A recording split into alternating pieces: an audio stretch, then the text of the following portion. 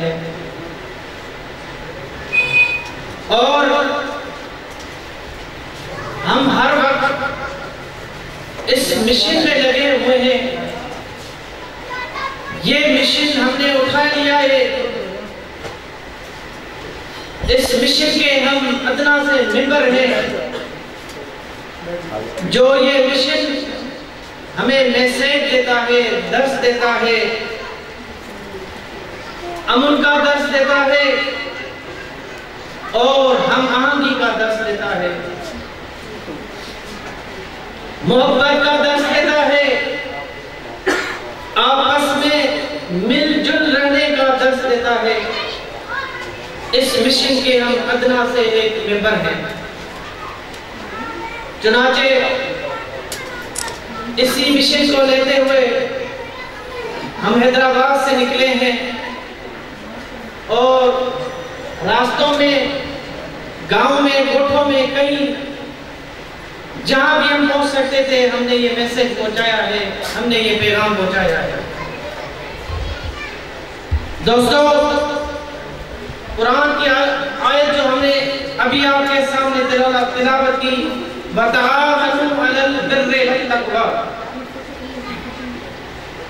के नेकी के कामों में, अच्छे कामों में एक दूसरे की हेल्प करो, मदद करो। उससे पहले मैं NPCIH का जो मनहज है, जो मिशन है, मैं चाहूंगा कि उसके अगासिद व मकासद क्या है वो आपके सामने जरूर पेश करूं। NPCIH का बुनियाद पीर अमीन शाह राशिदी ने अपने 4 दोस्तों के साथ रखा था और उसकी जो बुनियादी बातें थी वो 2 थी कि इस मुल्क के अंदर अमन का माहौल हो जाए और ये जो दहशतगर्दी का माहौल है, गली कोचों में, शहरों में बेगुनाह लोगों को मारा जा रहा है, बाजारों में बम ब्लास्टिंग के जरिए बेलाचार, गरीब और बेकसूर लोगों को मारा जा रहा है। किसी भी तरह इसको खत्म करना है। और दूसरा जो अहम मुद्दा था कि मुसलमान आपस में जो ये फिरके वारियत में मुझे हुए हैं, बहरी कुव्वतों ने उनको आपस में ऐसे लड़ा दिया है कि एक मुसलमान दूसरे मुसलमान को कुफ्र की फतवा देने लगा है।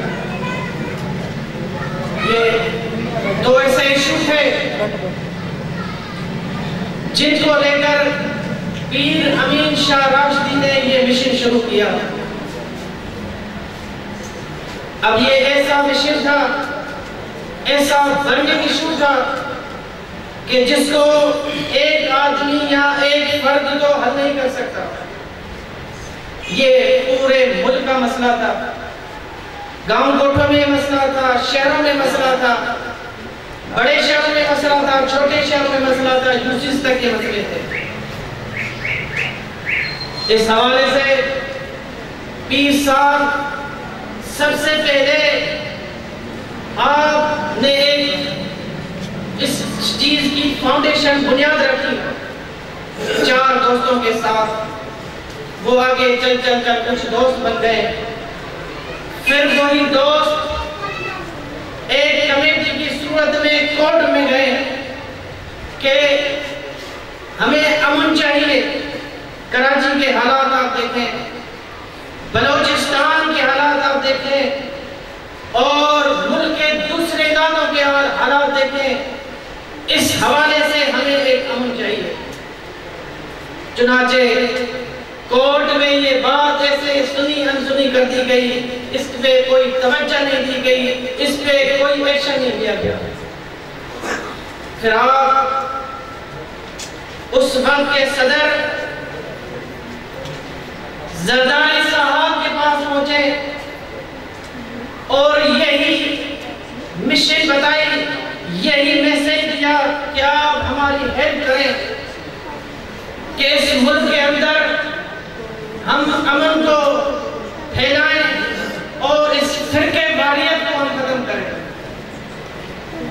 लेकिन हम सब जानते हैं कि हुक्मरान अपनी अयाशियों में, अपनी माल जमा करने में लगे होते हैं, उनको इन चीजों से कोई सरोकार नहीं होता। वहां भी कोई रेस्पॉन्स नहीं मिला। अब क्या रास्ता बचता है? न कोर्टें हमारी बात सुन रही हैं, न वक्त के हुक्मरान हमारी बात सुन रहे हैं।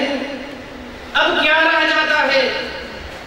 चुनाचे यही मिशन लेकर पीर साईं उस वक्त के chief of army staff general Kayani के पास लेकर पहुंच गए और क्यानी ने अच्छा रिस्पांस दिया और ये प्रॉमिस किया कि इंशाअल्लाह हम आपकी जो ये सजेशन है इस पे इंशाअल्लाह अमल करेंगे। लेकिन कुछ वक्त के बाद वो रिटायर हो गए, इस पे कोई खास अमल ना हो सका।